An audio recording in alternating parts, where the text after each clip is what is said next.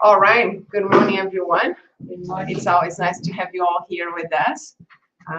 Today is a special day. It's a lunch and learn, and it's a beautiful Sunday. And it's always nice to be here together to learn a little bit more from the lessons that our Master Jesus brought to us. Today, we're actually going to be talking about the lessons from the Manger that our friend Thiago is going to be presenting. But as always, before we start our lecture, we're going to have our friend Angelo, who's going to do our initial reading and our initial prayer for us.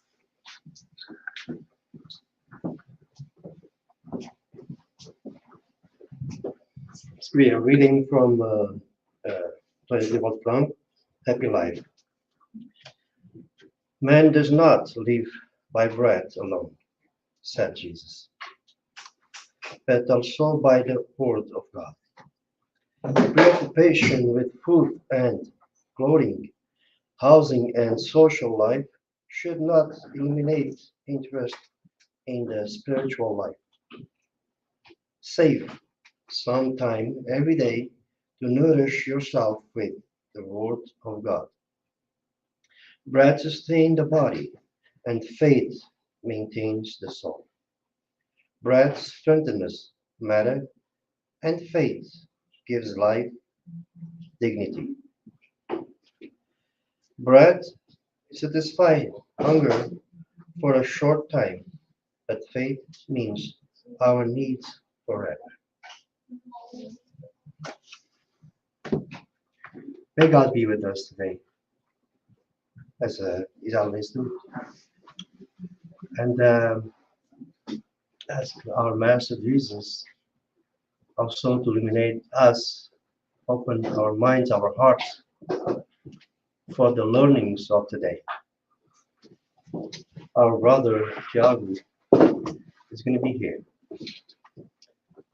to spread to everyone here the love of God for us.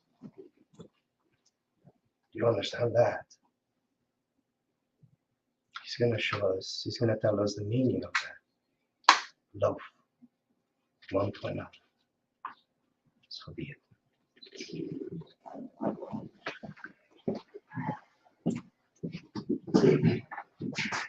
Thank you, Angelo. Good morning, everybody. Good morning. I'm very glad you chose to be here and not outside with the sun, finally. That's okay. Soon we will be there after being well nurtured. Angelo said in the message that we don't live by bread alone, but stroganoff is good too. So I usually feel bad having a lecture before the lunch and learn because everybody's hungry, waiting for the food and smells so great. The lecture is going to be short. Usually we try to be a little bit shorter on the lecture before the lunch and learn so then we can organize everything here.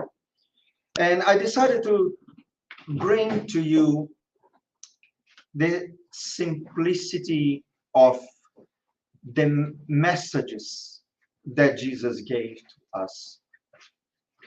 When I was thinking about, what can we talk about today? I like the little message, humans don't live by bread alone. There are many other lessons, there are many other ways that we can be nurtured. And many of the Spiritist scriptures tell us that we are very good taking care of our physical bodies. We were talking this morning. Denise was running 5 kilometers. I got lost riding my bicycle for 55 kilometers yesterday. Marco Magalhães, who is part of the center, he's riding 300 kilometers for epilepsy. So many ways that we can take care of ourselves, especially from the physical body. You are a Kung Fu master. There you go. I was on their shampoo last weekend. There you go. Congratulations. Now, what can we do to nurture our spirits? Here we are, humans, but spirits. How can we be fit spiritually? How can we take the lessons that were given to us and use them to nurture our souls. That's what we're going to talk about. So hopefully nurturing our souls first and our bodies after we feel a little bit more fulfilled, more integrally. And I brought a theme that we discussed here before. The way that Jesus presented himself to us on this earth is the living example of the morals, which means the conduct that shows us how important it is to live by those precepts of simplicity, of humbleness, of nurturing positive and healthy relationships. What were those messages that were given from the very first moment? And we are going to stay a little bit in that very first moment. And I will invite you to really somehow transport yourselves there, to that very place where Jesus was born. And try to figure out together, what can we take from that? There was so much that happened during that time that was immortalized in that moment when Jesus was born on a manger. And what does that all mean? Let's see if we really understand, because one thing is to say Jesus was born on a manger today. What do we think when we see that, right? There is a scenario, there is an image that we create in our minds. Let's transport ourselves to more or less 2,000 years ago to understand what was happening there.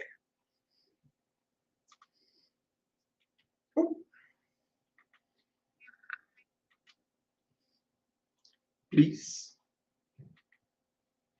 Thank you. So let's think about the spiritual atmosphere during that time. What was really happening in the time when Jesus was born? That is a very interesting scenario here. Imagine that we are there in the Middle East, in those evenings with, use your imagination. Let's transport ourselves. It's good. Let's imagine these evenings where probably the sky was so clear. Everything was so bright. There were no lights, no neon signs. There were no car, beams anywhere. No noise. Everything was there. The nature was there, presenting itself to us. And there was this beautiful sky. And then suddenly there is this huge, star in the sky that probably many didn't even understand what it was. There was already understanding of astronomy back then, but not for everybody. We're talking about a region where people were very simple, where people lived a lot by, what they could cultivate. There was the river, so they were fishermen, and they had their cattle. They were shepherds. And around there was, the region that was basically dominated by the Roman Empire. Imagine that as well. So all the simple people and around all this opulence of the Roman Empire. And back then, there was something interesting happening. The emperor back then wanted everybody to go through a census. All those regions and all those countries and cities that were dominated by the Roman Empire, everybody was ordered to be part of a census. And there were a few important reasons for that, right? And unfortunately, one of the reasons is because of some prophecies. There was an interest that the Messiah, which we know today that is Jesus, was never born or never would be successful in growing up. So not only there was the census that was mandatory, so many people needed to travel. Many people didn't live where they were born. Many people were, moving around. There was a region where also there were lots of, traveling going on. And that happened with Jesus' family as well. Mary and Joseph needed to travel to register themselves and register Jesus. So they were going to Bethlehem.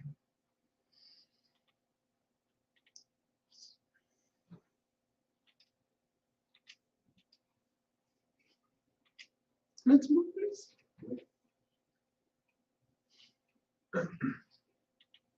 Thank you. So there is a book called Anthology of Christmas in English. Antologia do Natal. It was psychographed by many spirits. And there is a very interesting description of the spiritual atmosphere in the time. Not only the material, the physical atmosphere, but the spiritual atmosphere. Imagine that for around 1,000 years, there was a preparation happening. Jesus himself, as we know, the governor of the planet, the spirit that was chosen to form and to prepare the planet for us to inhabit and evolve in it. And Jesus being the spirit to govern the process since the very beginnings of the congregation of matter, the creation of all the elements that comprise our planet, and then for the incarnation, the progressive incarnation of all the spirits. And in the spiritual world, there was a decision made. Imagine that in the spiritual world, there was a decision. Jesus needed to incarnate. The governor of the planet needed to incarnate. Many of his messengers from the beginnings of time came to earth to give many and many and many messages to us, to teach us a lot of the ways to follow God's laws. Moses, to help the enslaved people to move forward with hope to the promised land, which clearly was not on earth for them. They were enslaved, they were ostracized. Moses tried to help them and also tried to give them the notion psychologically of what is to believe in one God. He was a messenger of Jesus. Many of the prophets that came after also came to give so many different messages to us. And they were announcing Jesus to us. If we go to the prophet Isaiah, he was the one coining the terms Prince of Peace, announcing the child that will be the light to the world and his reign would have no end. There was, imagine, a huge preparation in the spiritual world for Jesus to arrive. Therefore, there were many aspects of the atmosphere in that specific region, in that specific time, that probably changed a little bit the way that the people were thinking and feeling. And there were a few glimpses of hope happening for that population, because those prophecies and those preparations and that anticipation was all part of the culture in the time. The simplest of the peoples there were very hopeful that a light will happen to really help them. The marginalized people in the time, the oppressed people in the time, the poor people in the time, the ones that were conquered, enslaved, and were colonized. And they had hope that in some point, something would happen. And those prophecies were talking about that light that would come to the world to change the way the life would happen for all of them. Not only that,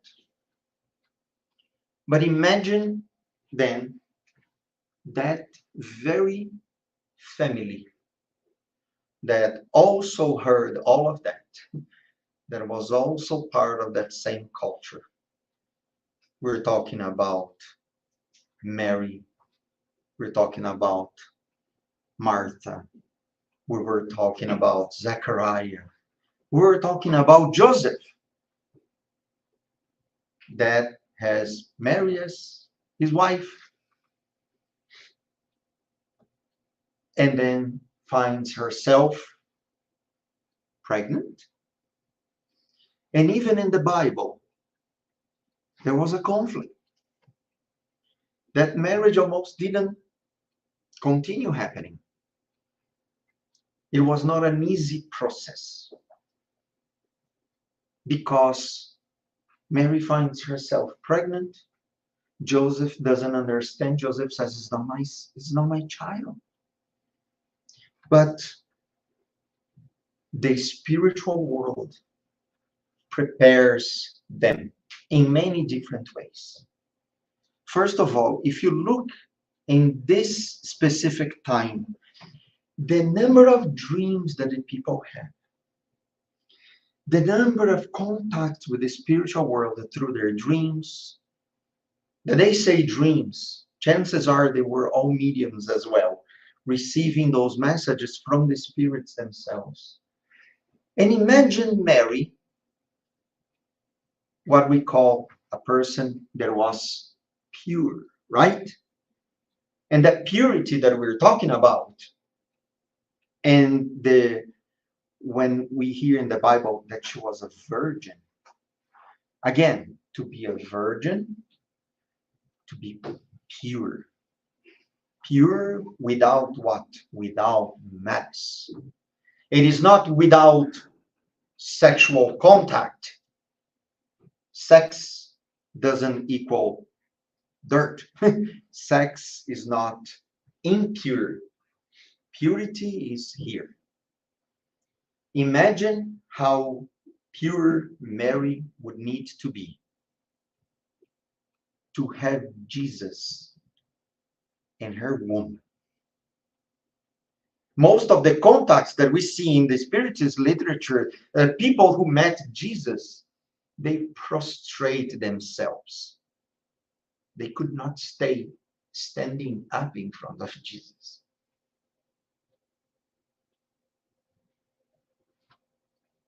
Emmanuel, who writes about himself back in the times of Jesus, describes that he himself could not think in front of Jesus. In one encounter that he had, he prostrates himself. He could not even look at Jesus. So much energy and light that Jesus would emanate and radiate. And Mary welcomes this spirit through her own body. That's the purity that we're talking about. A spirit that could hold Jesus, the governor of the planet, himself incarnated. Not only that, we see Joseph, who appears to us during the very beginnings of the life of Jesus. And after Jesus is 12 years old, when he leaves his father's carpentry and starts his ministry, no more word on Joseph. The literature also tells us that Joseph's short appearance to us and the absence of Joseph in the scriptures, but probably the values that he gave to Jesus during the first years of his life represent what is called the silent presence of God in our lives. We don't see God, but God is present in our lives, in everything that we do. The laws that God brought to us are the soil that we step our feet. So, in that very configuration of that little family we have, the foundation of the values that are so fundamental to all of us today. Mary tells the archangel Gabriel, no, who am I to do that? That's not right. I'm no mother of any special being. I'm not special, she says. And Gabriel says, don't worry, you will be fine. You will do that. And you will see what is going to happen. You will witness what is going to happen with your son when your son comes and gives his presence to the world.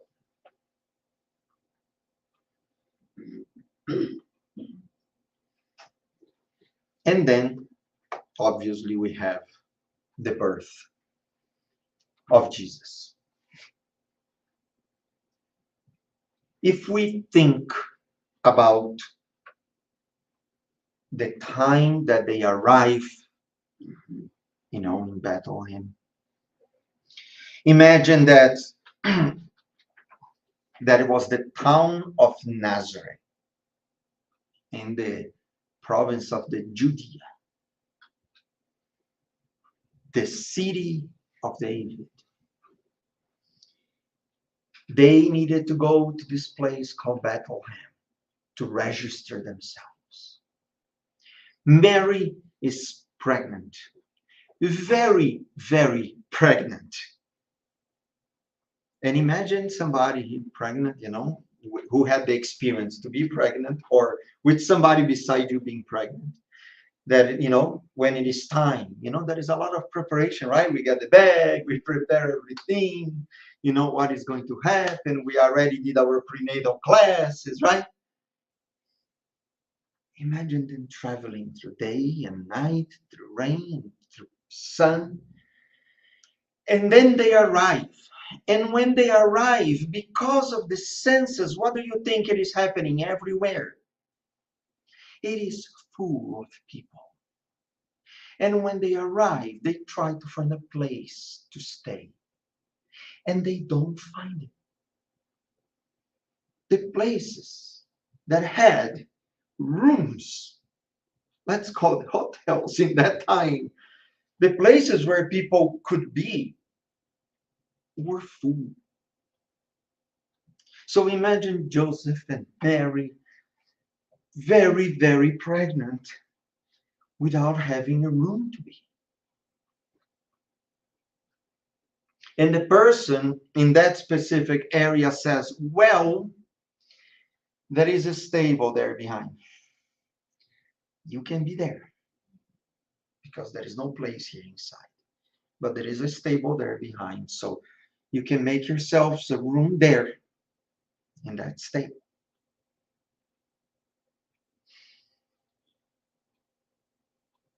It is interesting because Luke, the apostle, right in the beginning, in the second chapter, he will give there is one phrase that really struck me when I was reading it, and I will read it to you. And she gave birth to her firstborn son and wrapped him in swaddling clothes and laid him in the manger because there was no place for them in the inn. So there she is giving birth to somebody in a stable. Because when we talk about the manger, and I needed to do some research myself because I wanted to understand the word. What does that mean? Well, it was the place where they would put the food for the animals. So when we see that beautiful nativity scene that we, many of us do that, right? And we put that, little place where the baby Jesus is. That's where they fed the animals. They put the hay there so they would eat. So there was the place that they had to put the baby after the baby was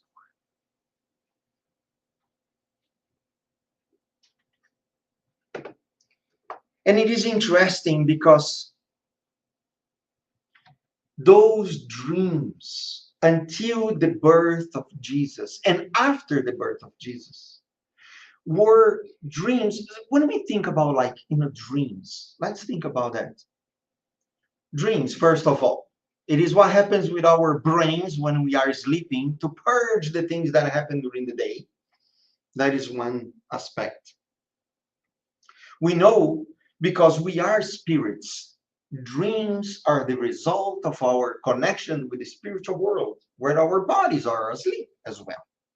In that regard, we can sometimes remember some of the interactions. Some of them are distorted as well, but interactions that we have with the spiritual world.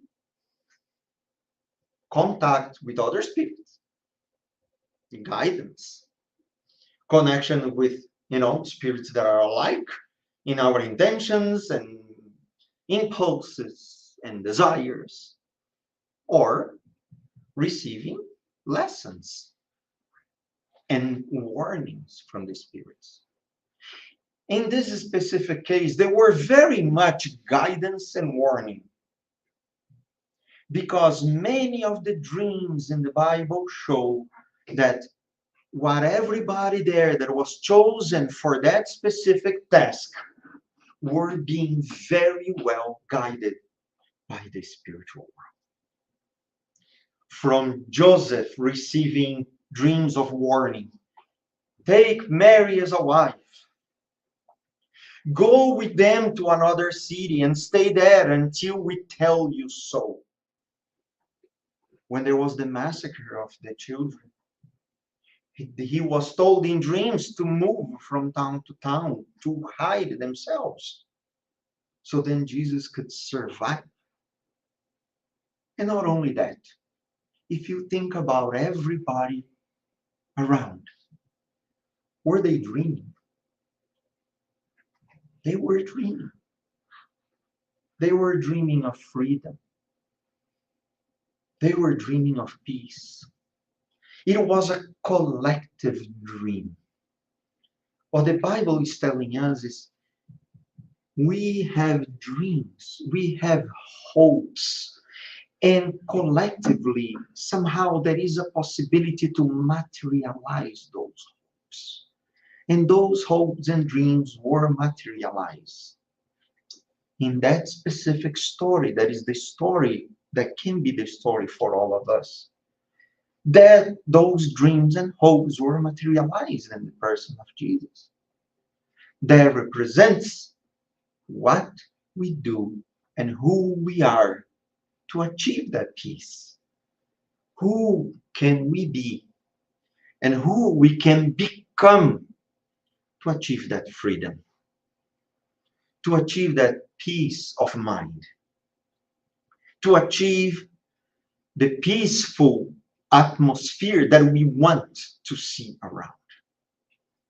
And that's what the Spiritism gives us. All those stories, they give us lessons, and they can be transcended into symbols and models for us to follow.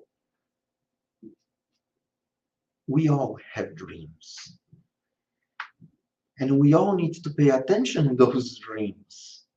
Are they telling us something? What do I dream about? What do I hope about? What do I really want? What does my heart want?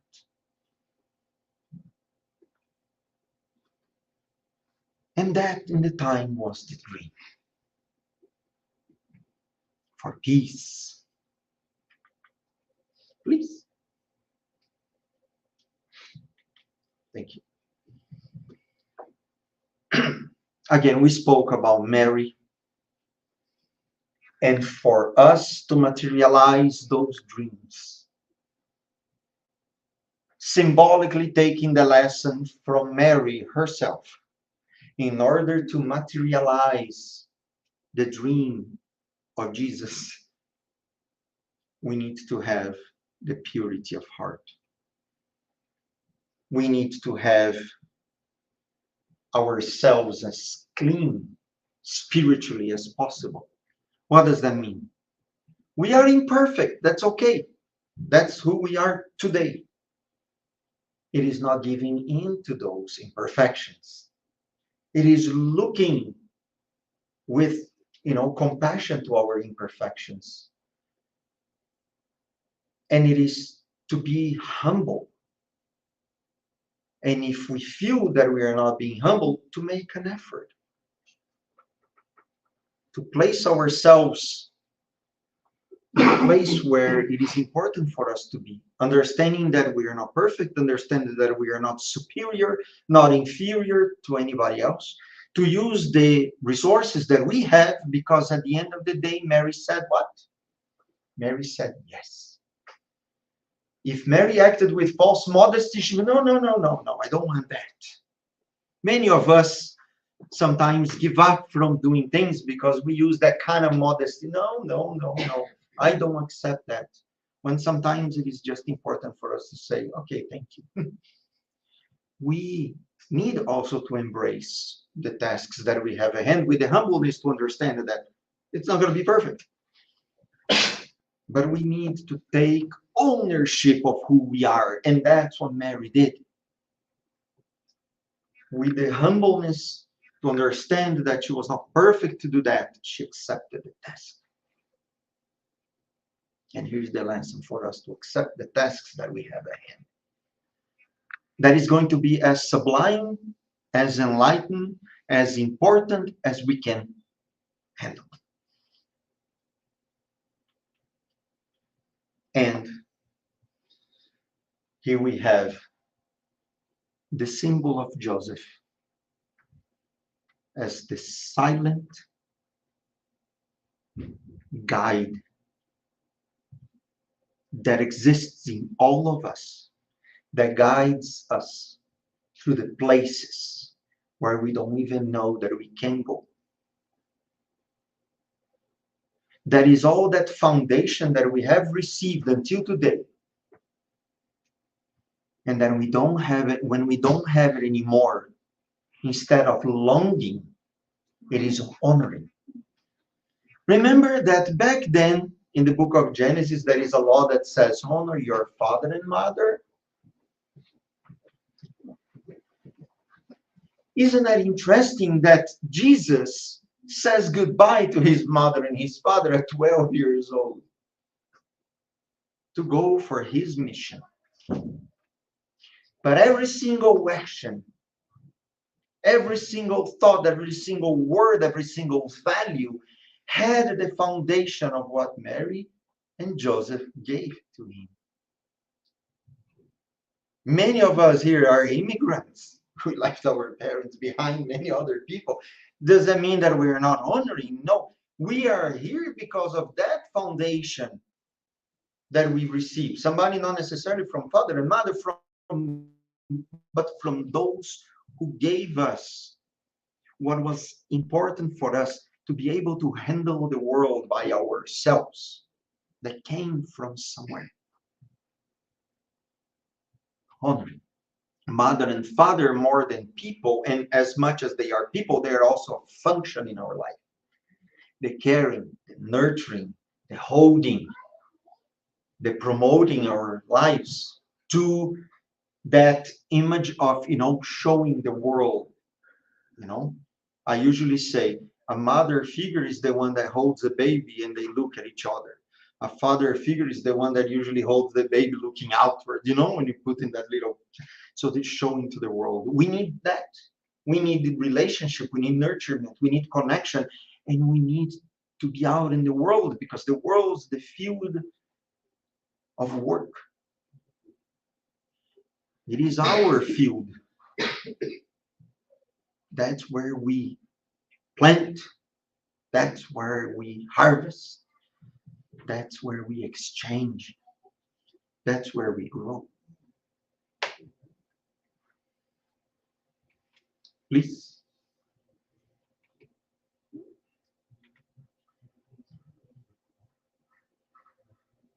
And that is interesting because there are those folks that are there as well. And there is something important about them. Imagine that they were sent by Herod, the king of the Judea. Those three men were sent by Herod to Bethlehem to confirm if the prophecies were right. And after they confirmed, they needed to go back to Herod and tell him, yeah, that's him. Why? Because then Herod will kill him. But also in a dream. And probably they also had the dream, even though they were under the command of the King Herod. Chances are they also had their dreams. And they also received the warnings in a dream. When you see Jesus, when you meet him, don't go back. Again, isn't that a message to us as well? That when we find in ourselves the meaning, the purpose, the values, that is what we want to live by, we don't go back. When we are really encountering that gives us purpose and meaning and value, it changes us. And there is no way back. We are changed by it. In the same way that those three called wise men, and I think the wisdom here is you receive a lot of messages from the world represented by the king. But there is something else that we need to listen to. And the wisdom is listening to that other voice that we have, that inner voice that confronts the voice that we have. That is that voice that speaks with us from this material world. They were kings, they were royalty, they were important somewhere. And they come with those gifts that also have symbology. But at the end of the day, they were wise because they left that behind in order to accept that not only there was a child in front of them, but there was an important message that came with this. The message given by so many ways, including that star that they would follow, that light. The light is what? When we have the insights, when we have those bright thoughts that probably were given to us by inspiration from the spiritual world. Follow the light. And they accept. And from there, they never went back.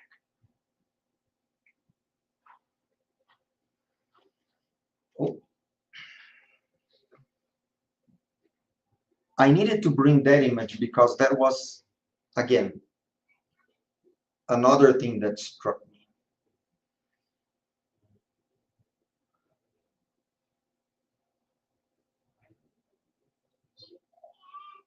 The rudeness, the rawness,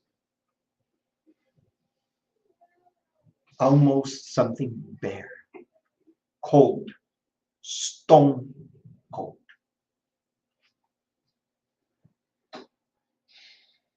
From almost nothing, Today, we have everything.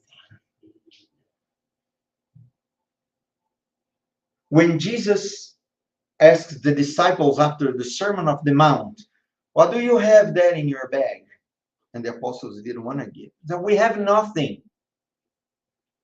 Nothing. Let me see, nothing. And there were a few pieces of bread, there were 2 fish, and then he was able to feed thousands and thousands of people. We're not here to teach anybody to turn fish in 1,000 fish or bread in 1,000 breads. We are here to talk about when we have one drop of generosity, of good intention, of a good sense of, love. And when we care, we can transform nothing into so many things. The message from the very beginning that is repeated throughout Jesus' life is from almost nothing. You can do so much.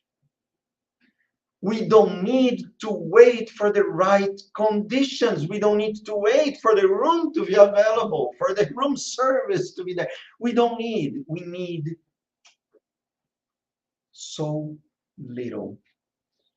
And we wait for so much. But we need so little to make a lot of it. Sometimes we want to have a lot of money to give to other people, but when somebody sits beside us, we are impatient to get up. And sometimes somebody needs 5 minutes. We have already what we need for us and for everybody else.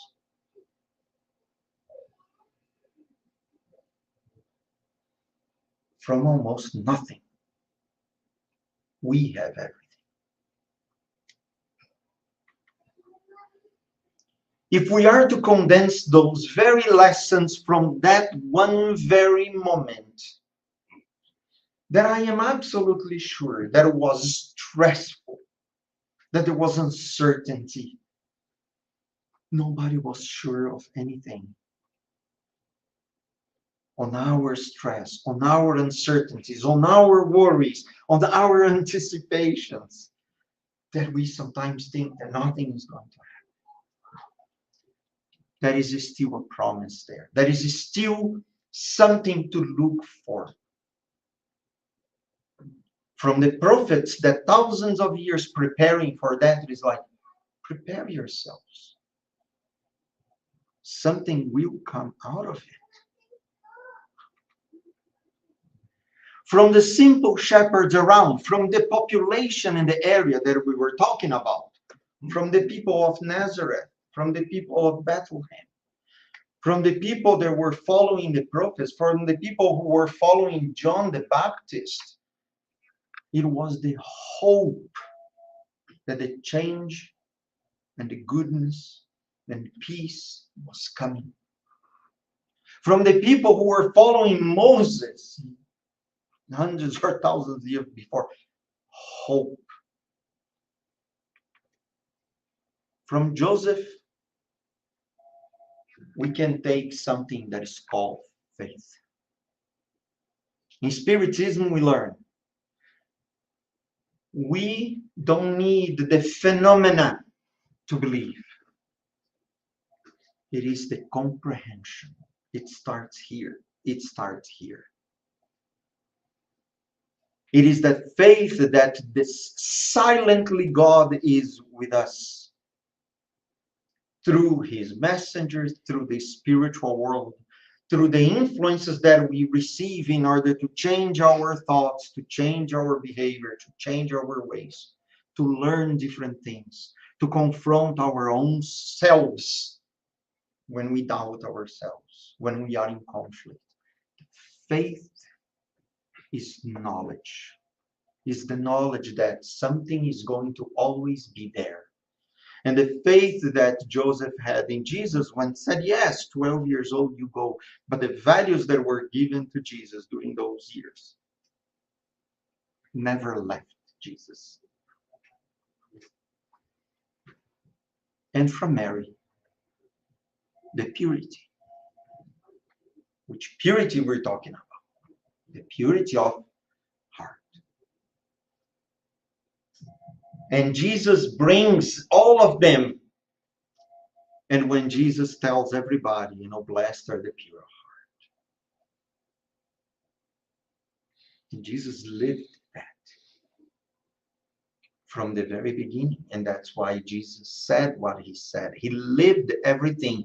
And when we say that he lived, we're talking about real, concrete experiences that were turned into lessons to us because they were real experiences as well. And from the manger, we can call humbleness, we can call simplicity. Blessed are the pure in spirit. Blessed are the poor, the humble, the meek, the ones who suffer with almost nothing. It is all there in every single step. Right? The Son of Man doesn't have a stone to put his head. He said.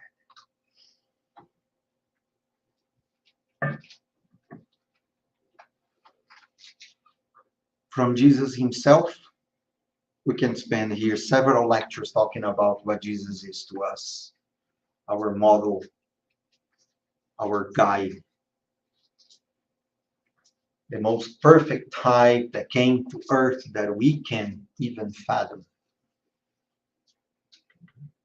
Also a new way to conquer. It is interesting because that word stayed with me yesterday in this race and then looking at all what people were doing yesterday.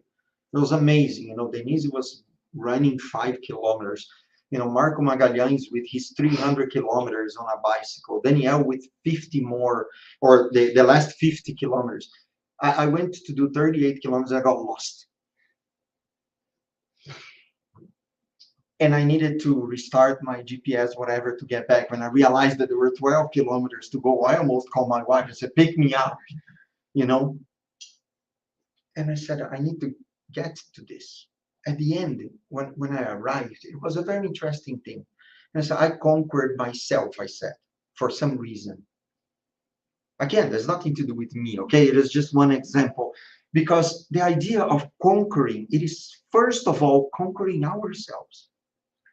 Our negativity, our pessimism, right? Our thought that is not going to happen, If you have 3 rounds there, right? And you're 2-0 and suddenly 3-2 you win. You don't know. There is so many things that we can take as an example. But at the end of the day, it is conquering ourselves, our negative tendencies, our imperfections, our pride, our selfishness, our illusion of superiority against others, our illusion that, the titles that we have, what the school gave us to be this or that. We are who we are, fighting with ourselves every day. It is a different way to conquer because Jesus came, and for many, Jesus was another king that would also conquer with blood. Judas himself thought that Jesus would take a throne and dominate in the same way that other kings dominated. But Jesus arrives to show there is a new way to conquer.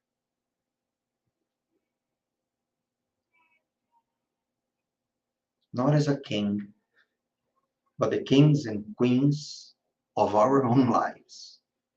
Not waging war to find peace. Not waging silence and exclusion to find dialogue. Not creating conflict in order to solve it after. That's not it. It is finding peace within and acting with that peace, because that is the peace that is going to contaminate, influence, create the new contagion.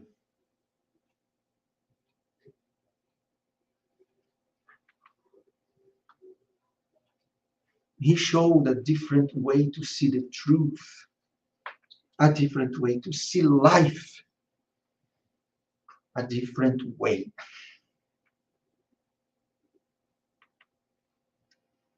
I always say this. When we talk about the gospel, sometimes we call it the good news, right? There is a book in Brazil, it's called Boa Nova, which is good news. And I say that every single time that I'm reading about it, every single time that I am with the gospel or Jesus, like immersed in that, I always say that is always good, but I always say that is always new, because every single time I may be reading the same passage, there's something new that we learn. So it is always good, and it is always something new. And the paternity of God is also what Jesus gives us. It was not anymore the God of vengeance, the God of ire, the God of thunders and plagues and poisons and fear and death and justice. It was the God of love. Father. Our Father.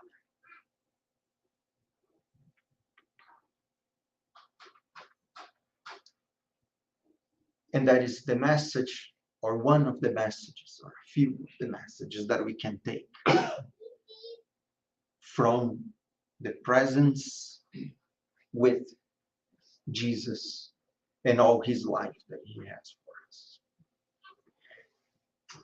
Thank you.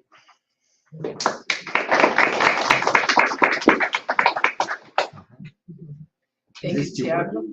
I don't know. Somebody said that is working. Thank you, Tiago, for the lecture.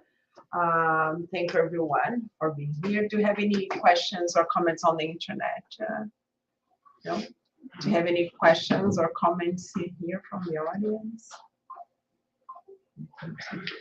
The one, my mind was just traveling when I was listening to the thing, especially when you talk about the three wise.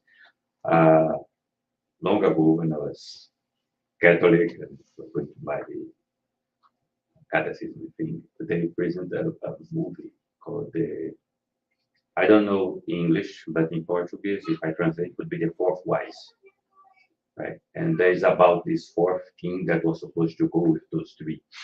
And so I was just traveling around it. That was a true story or not, but the way is very worth to watch. The way that show, because now that I'm coming here and I'm learning about the spirits, the thing, how it matches with the values that we're learning here. The idea, like that guy, he never actually made to meet Jesus in person. He had his gifts and things and etc. But through his whole life, he was always that close, and somehow he helped. He saved from a soldier. He helped someone else, and etc. And in the end, when he's about to die, he says, "Oh, he's there," and he's like, "Oh, I don't dare to go there now because I don't have anything to give him." Right? And then someone tells me, said, "No, but through your whole life, you gave more than you imagined." And that was just a comment. It's not a thing. Like if anyone have opportunity to see that, search that, it's a great add to what we do. Beautiful. I'm going to look for this movie. That's actually an example of how we really get to Jesus now. It's not by going to an altar and doing offers, right? It's by action on a daily basis, how we treat people around us, right? So in the end, this person, maybe this fourth wise man who never arrived on that day along his life, got closer to Jesus than we ever gonna know if the other three did, because they went there and give the gifts, or they did after that, we don't know. But maybe got even closer to Jesus through his life than than the other ones, right? He gave an example where it's really get close to Jesus, right? But really to do his work. Right? He's always made a sacrifice, like he's near that someone is attacking a pregnant woman. He has a pearl that was to be a gift. He said, no, he called the soldier, I give you this pearl, you let her go. And then in the end, he's without nothing, he loses everything, but he still has his faith. And Jesus has said, right, if you have a glass of water to Yeah. someone in need, it's to me that you're giving, right? So that's what he did, right? It's an example of what Jesus taught us. He went there and he lived it. And then my curiosity was, is that true? That was that guy or not? But anyways, it's a nice thing to watch. Yeah, regardless if it existed or not, I'm not aware of it, but if it exists or not, it's a good example. It's a good, you know. We can be them. We can be him, like him. Any other comments or questions? No? Thank you, Charlie. Thank you so much. Thank you for everyone over the internet with us. And hope to see you here next Sunday back.